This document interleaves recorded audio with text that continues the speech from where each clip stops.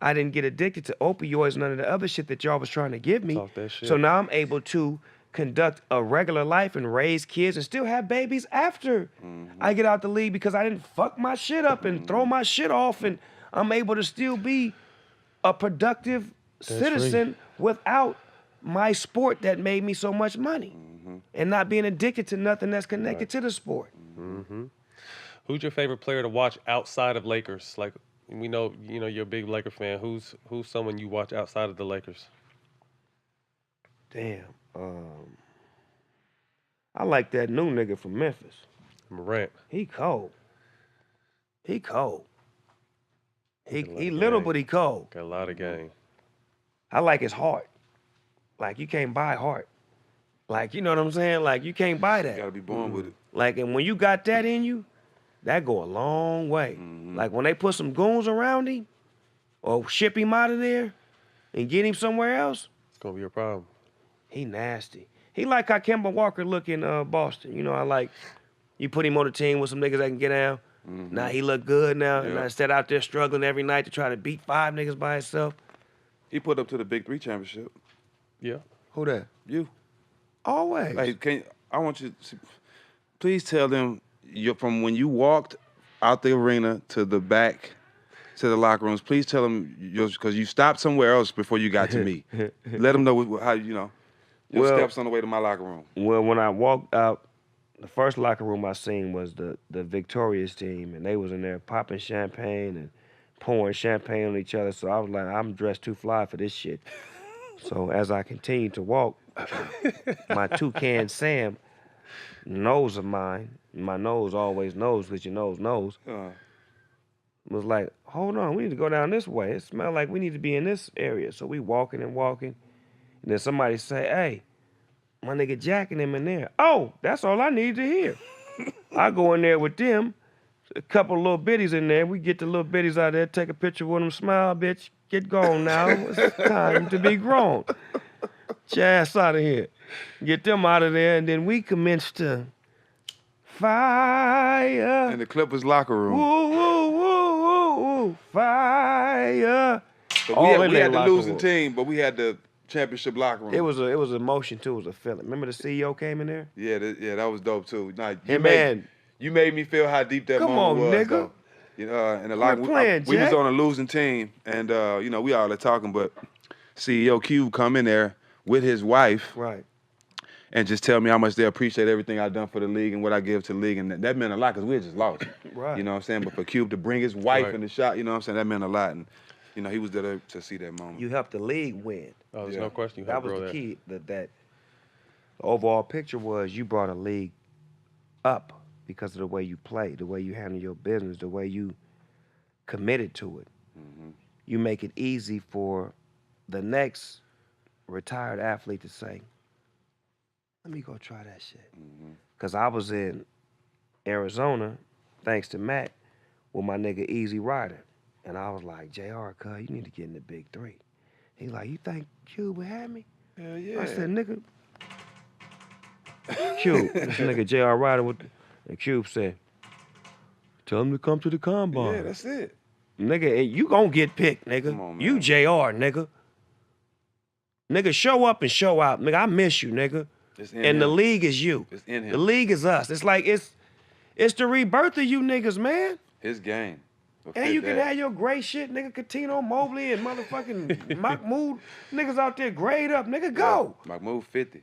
This us. Hooping. Nigga, this is us, nigga. We can't hide that shit. This us. Yeah.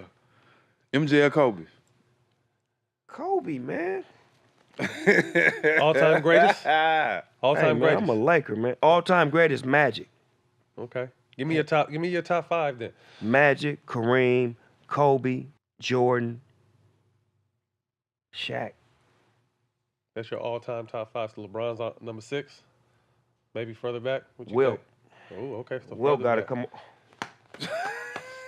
on. Wilt, nigga. The sixth man got to have these on, Still, so he coming yeah. in here like just dogging got to niggas have out. these Yeah. Who yeah. can deal with that off the bench? Yeah, yeah. And then LeBron. You go Wilt, LeBron, that's nice backup right there, 6th, 7th man. In case Magic need a breather. He gonna do it all. That's what I'm saying. Yeah, imagine With that run, man, please. On NBA 2K, you can have it like that. With your longevity in being an entertainer, what's been the secret of maintaining a relationship with for your family dynamic? What's been the secret? Not this perfect, everything is up and down, but tell me what would have been your tricks to maintain. Just trying to keep them involved. Um, with my family, I try to like, this shit is like a juggling act. And if you got a family, you understand what I mean. From the mother to the kids to the grandparents to the siblings and all of the shit that come along with it. I just try to keep them all attached, like in some form or fashion. That's why I built the compound, because that was my way of saying, how can I have something that's all of ours? Everybody.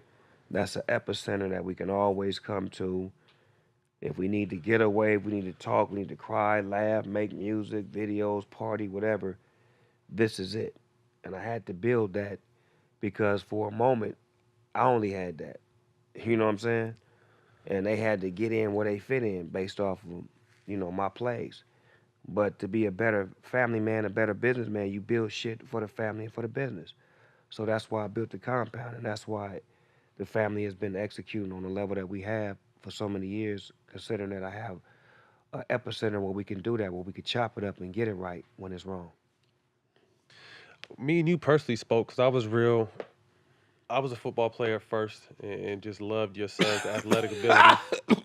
Excuse me. You said you what? You question my football Oh, ability? no, I Better didn't go hear you. check I had to check cough. all the I had to records. cough. Check all the records. I had to cough. Anyway, Fuck out of here.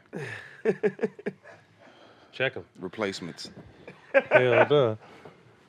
I was unstoppable on the football field. We got Wildcats. plenty of people that can speak to that. But anyway, as I was saying, we was talking about your son playing, going to UCLA, playing football, and then him stepping away from it because it wasn't really what he wanted. Talk to me a little bit about that.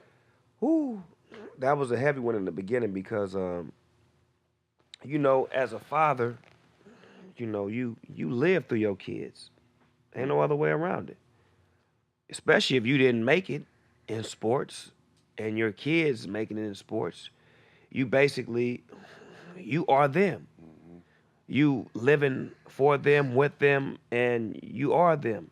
So when he makes it, we make it. And for him to get to that level of going to a Division I program where Jim Moore and Coach Yarbs all came and recruited him and got him there, and it's like he's projected to do so many great things and then don't even show up to the first practice and just nowhere to be found. You was excited about it. And I was so excited, even though he chose that school, but I was excited for him because he was finna do his thing. And I knew that when he chose that school, he was gonna have longevity after football. So he don't show up, shit going bad. We like 6-7 days into the first week of camp. Finally sit down and catch up to him, and it's like a burden is off his shoulders when he say what he say to me. Like, in so many words, I've been playing for you my whole life. Like, and he had. I coached him since he was 6 years old. I made that nigga play. Get your ass out here. And he became good. But I always say in daddy ball, you either gonna make your son the greatest athlete in the world or either gonna hate the fuck out of you. Ain't no in-betweens. And I made him the greatest athlete in the world that I could. And I began to see he was gonna hate me. So him pulling back made us do this. Because football was gonna do this. Separate y'all. This brought us here to where now I gotta support you. Not what you doing, but support you. No matter what you doing. And then I got to a point to where I seen that he needed me. He is a kid. So what, he's 6'2", 180 pounds, look like a grown-ass nigga on Sunday. He a kid. Them your babies, Matt, when they grow up, like they getting taller, they still them little bitty babies that cry and do all that soft shit, they babies. And it's like no matter how big they get, you got to always remember that. So I had to keep that in mind and not Be mean, but be understanding. And say, I got you. Now live your life. What you want to do? I got you. Now I got to pay for your ass to go to UCLA when you had a full scholarship. But I got you. How much is this shit? God damn. You sure you don't want to go to a community college? Right? Nigga, something. That's interesting hearing though, because I coach my boys, but one thing I learned early it was to never pressure them to do. You know, I made it. I played I spent my 15 years. You enjoyed the ride. You saw what it was about, but it's always on your time. So if you want to work out, we can work out. If you don't want to work out, if you want to be good, you want to be better, you want to continue to improve, it's on you. And it finally just turned 11, and they finally, Dad, let's go shoot. Dad, let's go dribble. Let's go do this. Let's go play. And it made me feel good because, like I said, I was never gonna push them. So Man, to hear I coached Cordell at 6 years old and 7 years old. At 8, 9, 10, 11, 12, I stopped coaching him. He was on my team, but I never talked to him. He played wide receiver and he played defensive end. Only time I would talk to him is if I would give him the signal to run the 9 route or to run the slant route. I wouldn't talk to him at all because I seen that he was better getting coached by somebody else. We talked about that. Yeah. And he was better just being my son. On the ride home, we was on some like, They want you to be their homeboy. yeah, nigga, what you want? You want Baja Fresh, nigga, or what? Burger King, what you want, nigga? Nigga don't want to hear, hey, nigga, you know you was supposed to Right. catch that ball, nigga. That X route you ran was wrong, nigga. I told you the Y 4, 5, 6, 2, 3, XL, left 2, 3, 5, 6, and that. The fuck is all these numbers? Shut the fuck up. Practice is over with, I wanna hear nigga. that. What's your top 3 movies all time? The Mac. Motherfucker, can you buy that? Yes, sir. Don't make me go in the cabinet. Yes, sir. Get into it, Nah, Jesse. I'm cool. I'm cool. I ain't gonna do it right now. Let's do it see right what 2 is. Godfather. Mm. And it's got to be an Eddie Murphy movie, cuz it's probably going to be Trading Places or 48 Hours. Classic. Top 3 movies you played in. Uh, The roles you liked. Training Day.